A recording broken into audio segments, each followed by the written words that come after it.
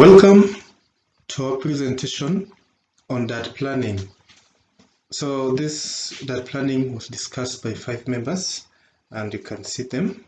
They've provided incredible work, which we will look at.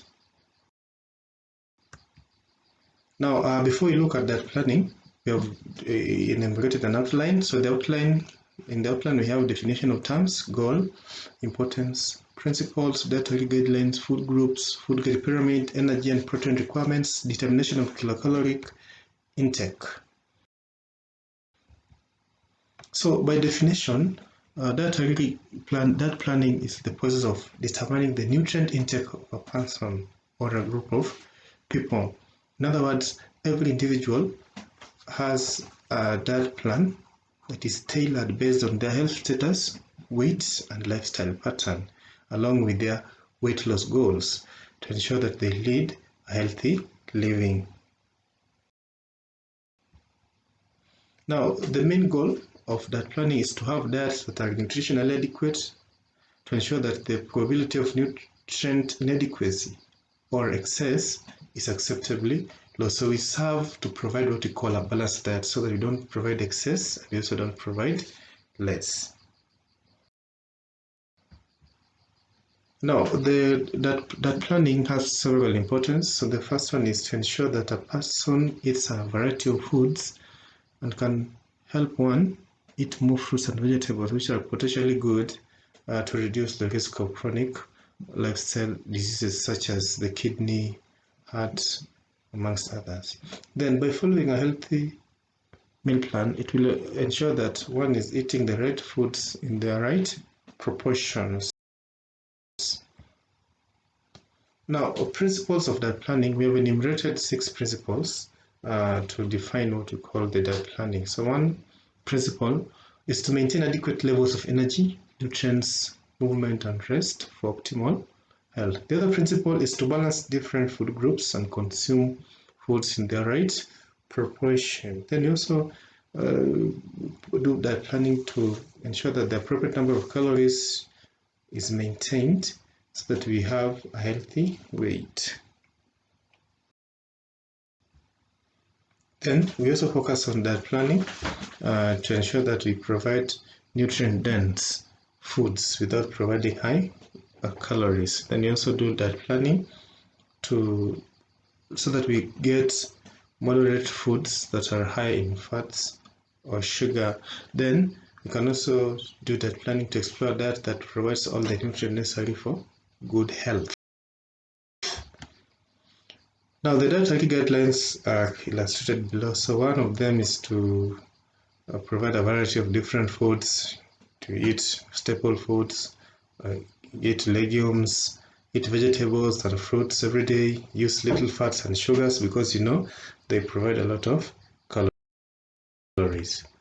Then you also eat animal and milk products, use food guide pyramid as a guide, eat the right amount of food to keep a healthy weight, exercise every day, then you also drink alcoholic beverages in moderation if at all you have to do so. Now, in the concept of that planning, we cannot forego what we call the food groups, and there are 7 basic food groups. Under food group 1, we have what we call green and yellow vegetables, as you can see them in the illustration. Then group 2, we have oranges, tomatoes, grapefruit. Group 3, we have potatoes and other vegetables and fruits. Group 4, we have milk and milk products. Group 5, we have the meat, poultry, fish, or eggs. Group 6, we have bread, flour, and cereals. And finally, group 7, we have butter and fortified margarine. Always minimize on the butter and fortified margarine because they contain a lot of calories. Now, apart from the food groups, we have what we call the food guide pyramid. So the food guide pyramid provides the portion of food groups that we should be taking in our diet. So the food guide pyramid is just an illustration of what compose our diets. So as you can see, the food guide pyramid informs us that every food that we take is of benefit to us. There's no food which is bad.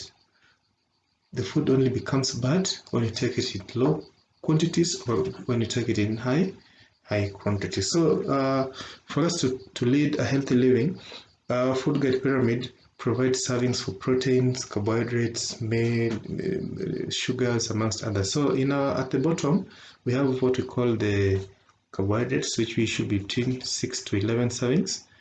Then above it, we have vegetables, which should be between 3 to 5 servings. Fruits, which should be between 2 to 4 servings. Milk, yogurt, and other milk products should be between 2 to 3 servings. Meat products, eggs, and nuts should be between 2 to 3 servings. And finally, fats, oils, and sweet, we should eat them sparingly. Now, after that, we also have an illustration on what we call the energy requirements. So energy requirements outlines the total amount of calories that our body require. So in a healthy human being, people require calories on different levels. There are those who require low calories, mainly those who want to lose their weight. Then you have those on a normal diet. Then you have those who require high calorie diet, actually those that tend to lose a lot of or their body undergo a lot of metabolism. So the caloric requirement as per the diet are outlined below. Then the protein intake, we also have proteins. The normal protein intake is at 1 gram per kg of body weight. But there are those we call, under special conditions, we have what we call the mild catabolic.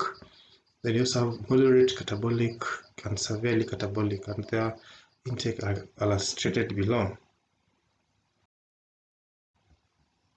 Then kilocalorie equivalent. So we have proteins, carbohydrates, and fats. They provide calories in different contexts. So carbohydrates will provide 1 gram of carbohydrates will provide 4 kilocalories. 1 gram of proteins provide 4 kilocalories, but 1 gram of fat provides the highest at 9 kilocalories. Then determination of total kilocaloric intake. You find that carbohydrates, fats, and proteins, their caloric requirements are portioned. For example, carbohydrates should provide 50 to 70%. So carbohydrate classes include, you have got the complex carbohydrates, you have dietary fiber, refined sugars. Then fat should provide 25 to 30%. Protein should provide 10 to 15% of the total kilocalories. Then caloric allowances based on the activity pattern of a person are outlined below. So we have got sedentary lifestyle, moderate, then we have the active, or stock overweight. Their caloric requirement and allowances are outlined as per the table.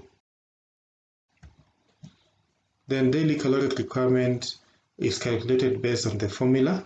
So we take basic metabolic rate plus activity plus the thermic effect of food. Antigen protein requirements for adults are given below. So you have male, female, amongst others. So you can see their pattern as per the table. That's the end of my presentation. Any comments, any questions? Otherwise, thank you and have a healthy day.